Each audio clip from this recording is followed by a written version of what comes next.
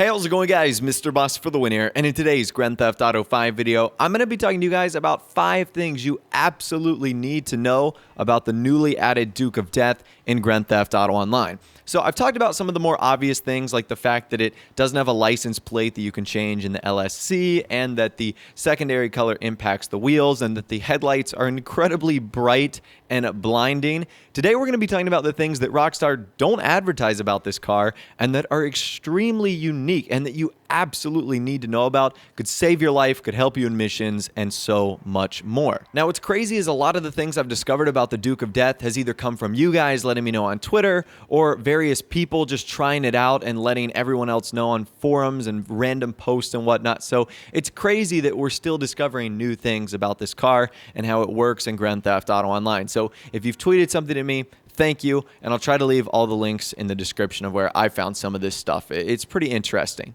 All right, so the first thing you need to know about is upgrade the armor on this car. So the reason I say that is you might assume that because it's an armored vehicle already, oh, there's no need for me to spend the extra 30 or 40 or whatever $1,000 it is to upgrade the armor, but you're wrong. If you don't upgrade the armor on the Duke of Death, you're going to be at an extreme disadvantage. Let me show you why.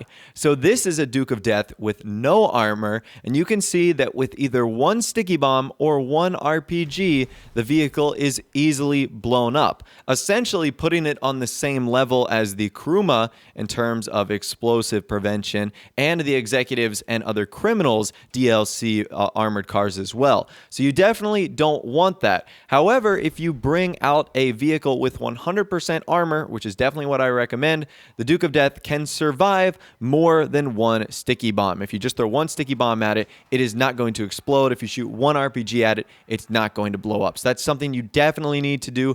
Don't skip out on armor. I know it might seem worthwhile and you can save a little bit of money and you might think, oh, it's already armored enough, it's already bulletproof, etc. But no, you need to upgrade the armor on this car. Do not skip out on doing that on the brand new Duke of Death. All right, the second thing you guys need to know about here is the insurance cost of the Duke of Death. How much is it going to be if yours is blown up or if you blow up someone else's? And I figured this was relevant because this vehicle is certainly going to be battle tested for many players in free mode lobbies, duking it out PvP style. And it's interesting because there's 2 prices for the Duke of Death. You can either get it for free or $665,000. So the question is, would the insurance vary whether you paid for it or not? And the answer is no. The insurance is going to be the exact same on the Duke of Death. It's $8,312. Probably the most random amount of money you could pay for a car. And luckily, it's not all that expensive. We've seen some supercars get upwards of $20,000, which is pretty pricey. So I'm glad that it's not all that much, but it is still interesting to note that even if it's a free car, you still are going to have to pay the insurance on it, which to me I think is a little funny. Now, this would be an incredibly rare situation, but let's say you just purchased your free Duke of Death, you haven't done any upgrades to it at all, and then accidentally you threw a sticky bomb on it and you blew it up. It would actually be less expensive to buy another one, since you could get it for free, than to use Moore's Mutual and grab the insurance out of it. It would cost you $8,000. So I thought that was interesting right there. Again, incredibly rare situation that'll probably never happen to any of you guys, but that's pretty cool. And now you know the insurance cost, which is nice as well. Okay, interesting fact number 3 about the Duke of Death is its range in which you can shoot out of the car. So it actually varies from third person to first person. In first person, you have an incredibly limited range of where you can shoot out of this vehicle. It's essentially that little slit in the driver's side windscreen. That's it. You can't really move it more than like a couple degrees of a cone in front of you. So that's very, very restricting in first person. However, in third person, it's a little bit wider. Now, this car doesn't allow you to like shoot 360 degrees. It's not very good at all with that. That's not its speciality. But in first person, you definitely get a wider, I guess, target in which you can shoot at. You can see the difference here in which I was able to aim at in third person versus what I was able to aim at in first person. The difference is absolutely huge here. So if you're using the Duke of Death and you like to go in first person, which I don't know why you would drive this in first person. You really can't even see out of it. But if you decide to do that, just know that your range in terms of how far you're able to shoot left, right, up, and down is going to be much worse than if you were to do so in third person. So my general overall recommendation is just use the Duke of Death in third person. You have a better sight line, and you can use your weapons a whole lot better too. So that's number 3. I think the last 2 are by far the most interesting of them all. So in the testing videos that I've done them with no one in the Duke of Death because I've been doing them with friends. We've all been standing outside of the vehicles doing them at the same time. However, the Duke of Death has some interesting properties if the player is inside the vehicle, which for the most part you always will be if you have the car out.